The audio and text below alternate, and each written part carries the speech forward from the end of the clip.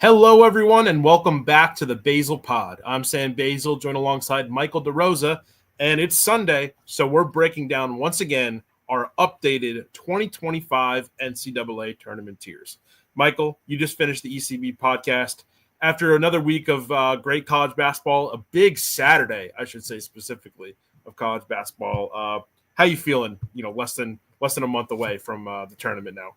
Yeah, yesterday was a fun slate. It's gonna get even better. So I'm looking forward to what we have coming up. And this bubble sucks, but this is gonna be a fun tournament. And conference tournament season is as good as, if not better, than the first weekend of the NCAA tournament sometimes. So Yeah, I know you guys talked about it on ECB, which if you're listening to this and you finish up, go check out their latest episode. But I know you guys talked about it earlier today, but the big marquee game, which won't affect pretty much the tiers that we're talking about today, was Alabama Auburn yesterday in Tuscaloosa. Auburn took away the win. It felt like Auburn would go up, Alabama would make it close, Auburn would stretch it out again, and that was pretty much the whole game. How do you feel like it? How do you feel like it went for a 1-2 game? Did it surpass your expectations? Were you looking for a little more, or do you feel like it was exactly what we kind of needed for a matchup like that? I feel like it kind of like gave me what I expected. Alabama wasn't able to hit a shot, so I guess that would be the one thing where it's like, yeah, maybe they could hit a couple and like keep it more competitive for like the longer stretch. But like once they went on the run to punch back, the game like really caught up for me. Like it really like hit that excitement point. So like if it just kind of maintained like an Auburn 12-point win the entire way, it would have been a little underwhelming. But like I think we kind of got what we expected. And Auburn's so good, man. They're so good. Yeah, I feel like that's the biggest takeaway from any game like that is just, man, like we knew they were good, but it's just so the affirmation of them being that good is crazy. So as we finished our last episode, we had a little bit of movement. This is what we finished up with at the end of last week's tourney tiers. And going into this week, after another week of basketball, this is where I feel like we currently are. There's a couple, again, like last week, a couple moves that I thought about making, but I wanted to get your thoughts on first. But let's start off with the locks. The one team that I have moved in to the locks category is Maryland. Maryland had a pretty solid week. They got wins over Rutgers and Nebraska. Not the strongest wins that you can get in the Big Ten, but still, tournament potential teams. So I'm moving into the locks category. They've looked great all year. The one team that I did not put in that I wanted to get your thoughts on is Michigan. So for those of you who have been paying attention to the tournament committee, yesterday at around 12:30 Eastern time, they released their updated NCAA top 4 seeds for each region, so the top 16 overall teams. The only team out of the 16 that we did not already have in the lock category was Michigan. Right now, I'm looking at it. They, if the tournament started yesterday, Michigan would be the 14th overall seed, so a 4 seed in their region. Looking at the week that they've had, past 2 weeks that they've won 6 in a row. One of those wins coming against Purdue, 75-73 at home. I feel like I'm ready to do it, but I just wanted to make sure you were okay with it. Are we ready to move Michigan into the locks tier? Within the last 30 minutes, actually, just before we went live, Michigan just went on the road and beat Ohio State. Combine that Q1 win with them being one of the 16 teams we mentioned were in the NCAA thing selection, whatever they called the intro bracket, whatever they call it. Yeah, they're locked. They're not missing the damn tournament. Lock them in. All right, let's do it. And I kind of glossed over it, but Maryland, you're cool with Maryland as well? Let me look at the Maryland schedule. I just trust. I like that team a lot, so I'm a little biased. I want to make sure it adds up. Yeah, it adds up. Yeah, we'll lock Maryland in too. Cool. Maryland. I don't know if you agree with me, but Maryland, to me, as someone who's my entire time watching college basketball, they've just been a vibes team. I feel like everyone loves to see Maryland do well. I don't know if that's just an SVP thing or I don't know. I just feel like when Maryland is good, it's a lot of fun. Well, let me tell you, it's not a Michael Derosa thing because I am a Georgetown fan, which means I didn't grow up loving Maryland, though my dad did go there. But I think this seems really good. And until I have no reason to hate Maryland at this point in time because Georgetown kind of blows and that rivalry isn't a thing anymore. So once that starts up again, I'll probably start being like, yeah, screw you, Maryland. But for now, I like the way this team's constructed. And Derek Queen is so much fun to watch, and Gillespie's amazing. So and you mentioned SVP. SVP is awesome. Who doesn't love SVP? If you don't love SVP, you don't love life. Yeah, it's the greatest. He's got the greatest, program in late night TV right now. I know he's not technically like a late night show, but to me, he is. He's my Johnny Carson. One team that, like I said at the first tournament tiers, this locks category is a locks with an asterisk, which I really want to emphasize because I think we've entered the first team that I feel like we might want to talk about maybe bumping them out, and that's Marquette.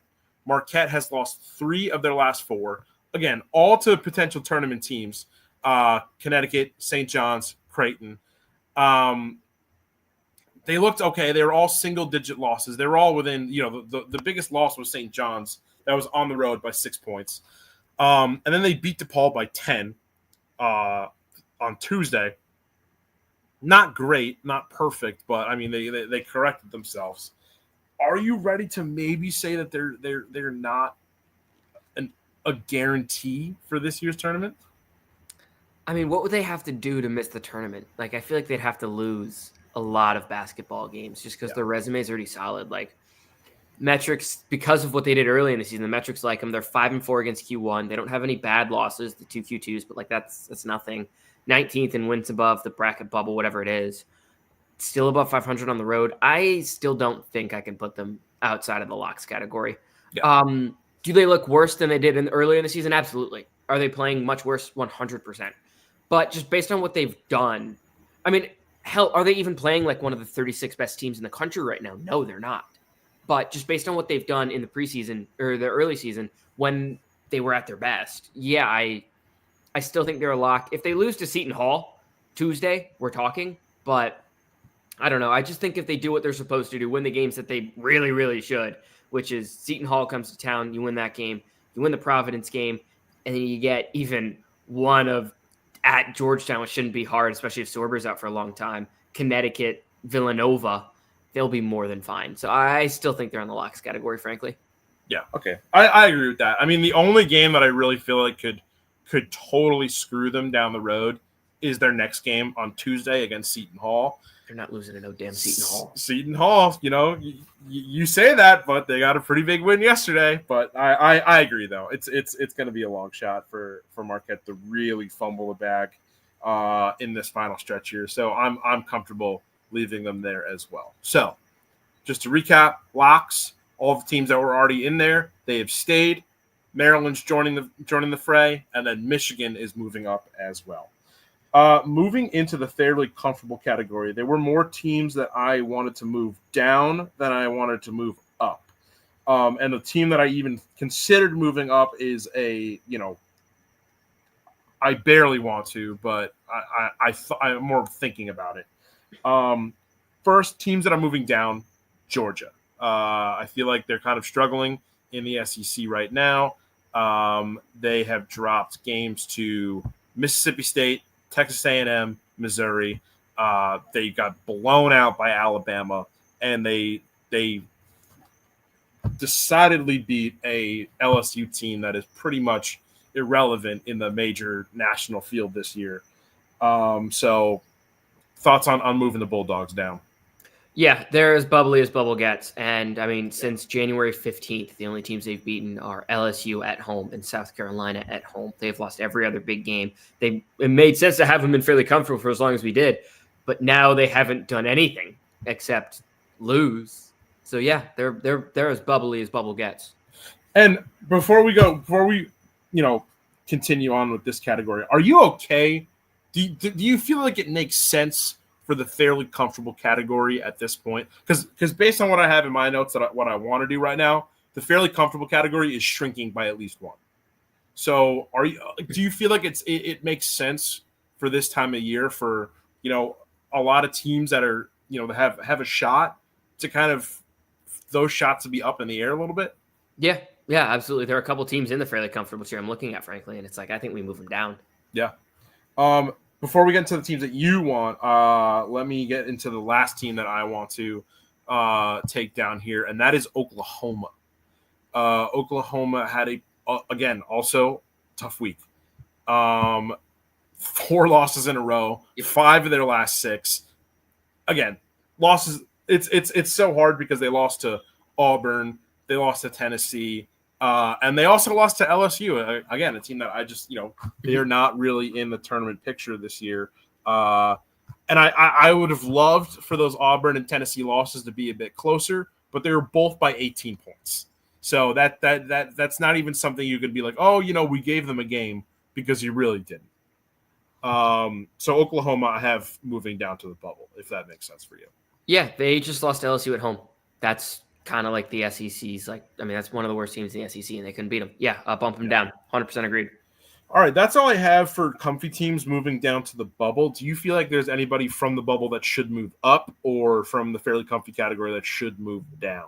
Yeah, I got a couple in fairly comfy I want to move down. One, Vanderbilt. Okay. They've been – I still like this team. I still think they are a tournament team, but just losses kind of stacking up in a really tough SEC. And their schedule coming up at Kentucky, home to Ole Miss, at Texas A&M, home to Missouri, who looks really, really good, who, frankly, we could talk about honestly moving up into the locks category. I don't know if they're there yet, but that'll probably be a conversation point next week. Wait, sorry, which team? Missouri.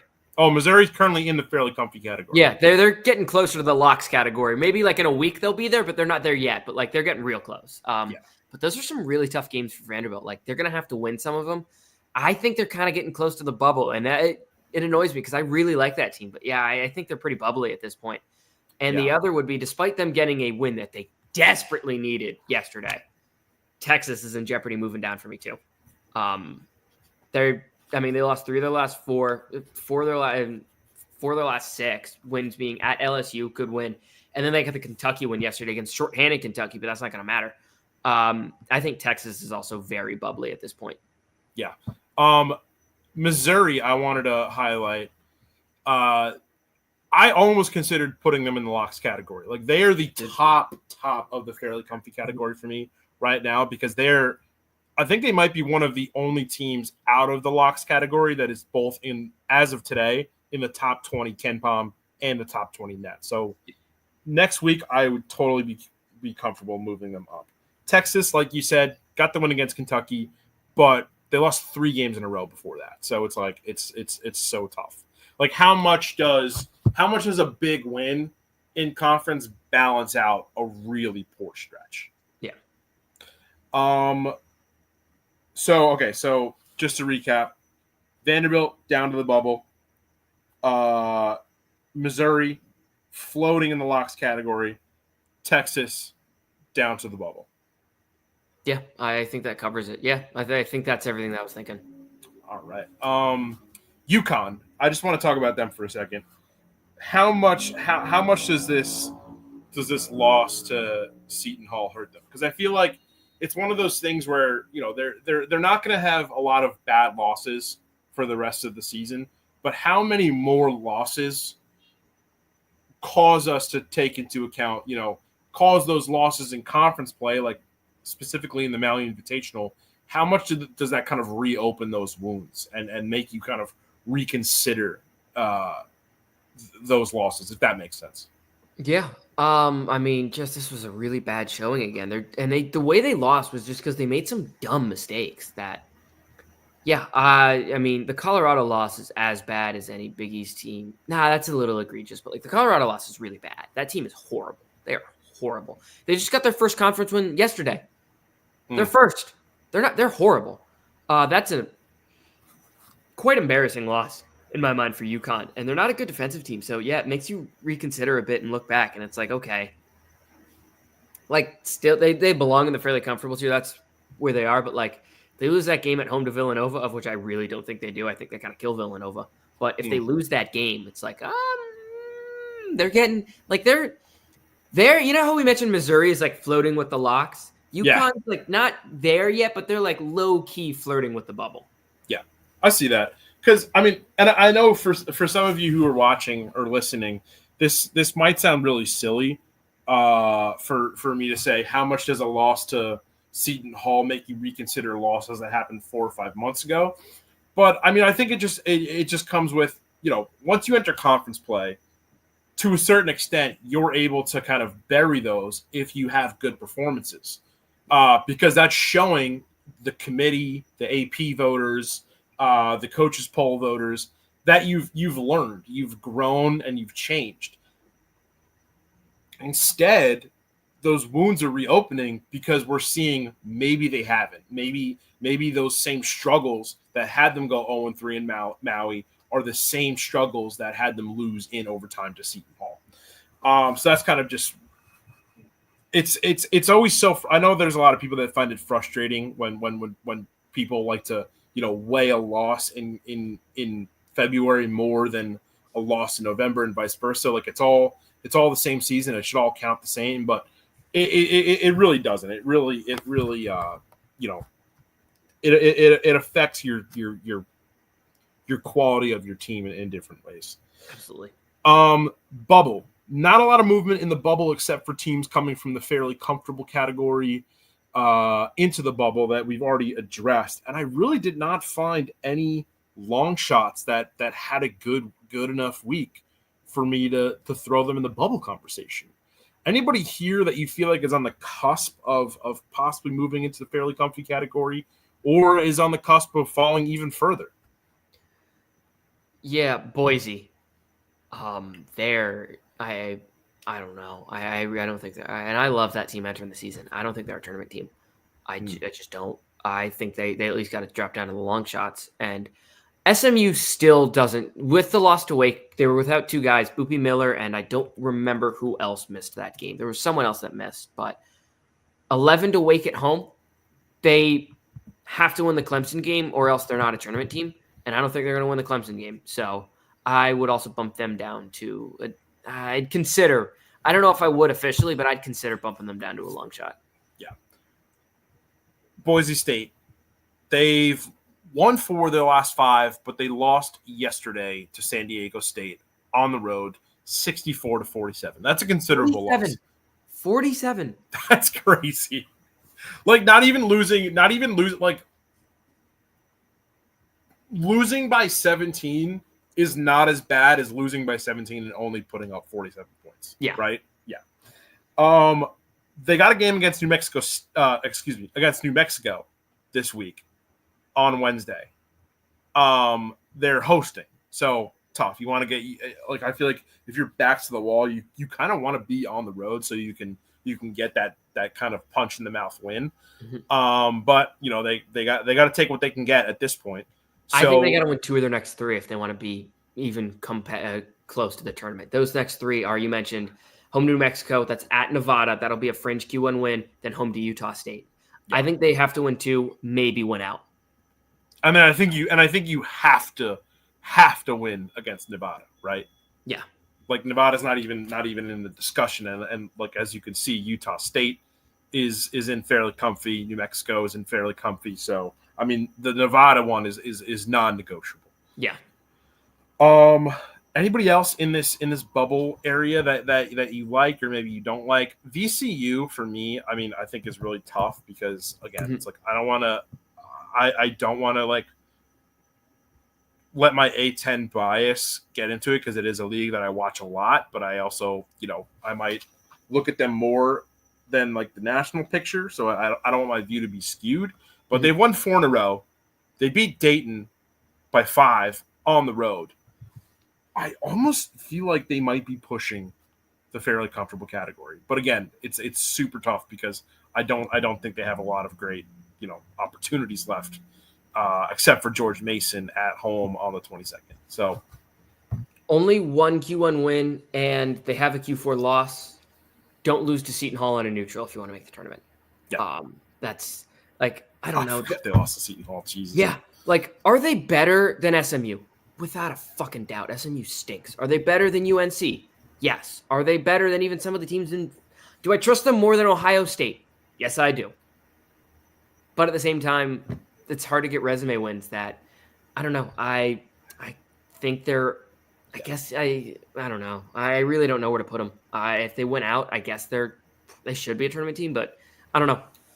Yeah, I mean, comparing them to UNC and SMU, like the real answer just comes down to opportunities. Like SMU and UNC, no matter what, they might not look as good as VCU right now. And if you go 10% in those opportunities that you get, you shouldn't make the tournament, UNC. But they might. They still might. I would bump them down. They're not. You want to bump UNC down the long shots?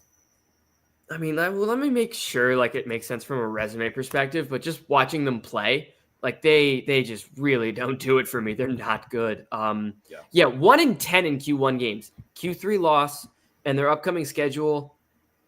NC State, Virginia, those aren't going to move you up. Florida State might a little bit. Home to Miami, at Virginia Tech, that's not going to move you at all. I kind of think they're in a beat Duke or bust category. And in that case, I think they win that game 15% of the time. So I put them as a long shot. Yeah, I really think they are. Last week, I feel like we talked about how the committee needs a kind of like a that boy nice guy, right? I think that same guy also needs to be this team just plays ugly basketball. They're horrible guy. Yeah. You know? Agreed. So UNC, we're going to move down to the long shots. And then there's a lot of teams in the long shots category that I think should just get out of here. There's a couple that I actually already took off, as you can see. UCF, gone. Bradley, gone. Stanford, gone. Dayton, I'm ready to take away because of that loss to VCU. And a 1-point win over Duquesne this weekend. Yeah, I just don't trust that Dayton team whatsoever. They're 74th in the net right now. Yeah, under 500 against Q2. Yeah, throw them off. Get them out of here, Chat. Yeah, that's Chat gone. Kick that guy. Ban him. That's pretty much all the major movement I have in my tiers this week. Anything else that you feel like we missed that you want to talk about? There's one team I want to talk about because I don't know what we do with them. And I know they're not going to end up making the tournament as an at-large, even if everything goes perfect. And it kind of blows because they're pretty good. But UC San Diego is 43rd in the net now. Like, that's for a mid-major team, that's pretty, like, damn good. In the net, in KenPom, they're 40th in the country. Like, they're on a 7-game winning streak. They have some wins in the non-conference. They went at Utah State and won. I believe they have another one. I'm trying to find it. I think they have the win, actually. Yeah, they went at UC Irvine and won too. They got 2 Q1 wins. Like, they're pretty, like, they're really good. When I don't know what we do with them, but, like, they should make the tournament. They're better than SMU. They should make it. Yeah. I mean, that's a great point. Look, UC San Diego I have in the long shots category, and like you said, they are better than some teams that are in the bubble category. The big question is the quality of their conference good enough to boost them as an at-large potential team if they don't win the Big West tournament? Yeah. Like, if whoever wins the Big West tournament that's not UC San Diego, like, they're probably going to beat UC San Diego on the way to that win. So whoever beats UC San Diego in that situation has to be good enough for us to say that was not a bad enough loss for UC San Diego to be out of the mix. And so my question, it would be Irvine, which I also have in the long shots category. It's tough, man. It's really, really tough, to be a big major team, right? I mean, look, UC Irvine, 67th in KenPom right now. They've got wins over Hawaii, like Cal State, Fullerton. San Diego's their one. Yeah, I mean, look, if you look at that's a decent win. Kent State's not horrible, but it's like sub 100 in KenPom. Like, their only win above 100 in KenPom, one of only 2 teams that they've played in that same regard is UC San Diego. The only other team in the top 100 Ken Palm that they've played is Oregon State, which they lost to by 22 points. Like, they did not create the non-conference schedule to anticipate a push for the NCAA tournament. And like, I know that sucks to hear, but at the same time, it's like when you're a mid-major conference, like you kind of have to make that decision in like April, May, like whenever these coaches are working on their upcoming schedules, for you to be like, hey, I think we have the team to do this. Let's build the schedule to give us that opportunity. And like schedule games is the thing. Like, it's so hard for those teams to like get. I agree. Anything, and it sucks, but that's just the way it is. Yeah, because it's like, again, it's just like uphill battle after uphill battle, where it's like you have to make that decision so much earlier than a high major team, because a high major team can always get good opportunities. Like even like a middle to bottom of the barrel, Big 12 school can still go get a shot at like a really nice November MTE, right? Yeah. But then you're a UC Irvine or UC San Diego. You got to make that decision super, super early, and then you have to be, considered good enough to make that MTE. And then if not, if you want to just get a good game against a high major school, you have to be good enough for them to want to value you as a non-conference opponent, but not too good, because they don't want to risk the chance of losing to you, especially on their home court. Like, could you imagine if UC Irvine was good enough for UCLA to want to schedule them like on their home court? Like, I don't know, it'd be really tough. Yeah. So, I mean, there's so many different hurdles that you have to jump through as a coach. So I think it's unfortunate, but I struggle to find too many scenarios in which the Big West gets multiple bids. Yeah, I think it would have to be UCSD is perfect. I think we can frankly bump UC Irvine. I don't think they've got at-large team. I think it would be UC San Diego just has to win out, and then Irvine also wins out, and then Irvine probably beats him in the Big West tournament by like 1 point. And then like it doesn't hurt UCSD's metrics at all. And some of these other teams just kind of collapse, which they're doing a very good job of. Yeah. So we've got a 3-day weekend this weekend, which is great. And that means we've got it doesn't really lean towards too many Monday matchups in college basketball. I know Monday's not really like a huge day for college basketball because everyone plays on Saturdays. Yeah. But I would think with the 3-day weekend, we'd at least get something. But we've got, so far in terms of top 25, right now, we've got Duke heading to Charlottesville to take on Virginia, and then Arizona heading to Waco to take on Baylor. Wednesday is a big slate. Anything else this week that you feel like you want to check out, or you want our listeners to check out, specifically in terms of updating these tourney tiers? Yeah, Bradley and Drake are playing now. I think that game's just about to end. Looks like Bradley's about to get a decent road win. I mean, 8 seconds left. Drake's down 2, so I think that was a little premature on my side. Utah State's playing New Mexico in 1 minute. I will be watching that game. So those are the two that like immediately stick out to me as like early week, but like those are today. Like tomorrow's slate is really nothing, as you mentioned. I guess, where do we have Baylor? Baylor, we have fairly comfy, I think. Yeah, that feels about right. Yeah, I mean, they play Arizona. If they want to like really secure their spot, I think that would go a long way to doing it. That's tomorrow night. That'll be really late. If you want to stay up, by all means, be great people. I probably will still. Yeah. Let's see. Is there any like bubble versus bubble? Not really. So those would be the 3 games that immediately come to mind for me. Yeah. That Bradley Drake game just went final, by the way. Bradley just won 61-59. Is that enough to boost them back into the long shots category? A little last minute change here in the tourney tiers? Yeah, let's see where they fall in the net. Let me Control F. Bradley. That gets them to 82nd. That's their first Q1 win of the year. Maybe. I'd have to see what some of the other bracketology nerds think.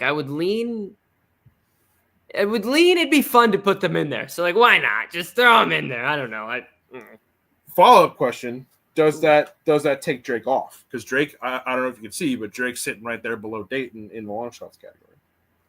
I still think Drake is more likely than Dayton to make the tournament. So We'll keep Drake in. I mean, that'll be a Q2 loss. Like, okay, they'll be 21-3 on the year with 2 Q1 wins. I still think they belong in the long shots. All right. Sounds good.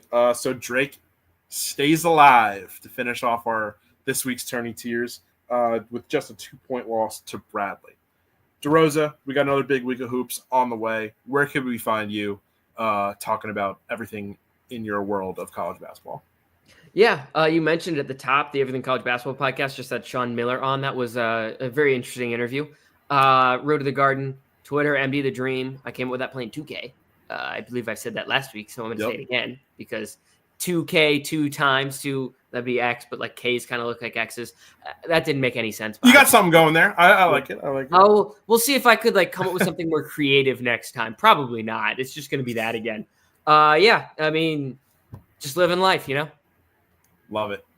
And, for more DeRosa's work, as well as the work of a lot of great writers, podcasters, and contributors, make sure you head over to house-enterprise.com. Check out our blog. Follow us on all the socials that you can see on the banner below. So for Michael DeRosa, I'm Sam Basel. This has been the latest edition of the Basel Pod, and we'll see you guys next time.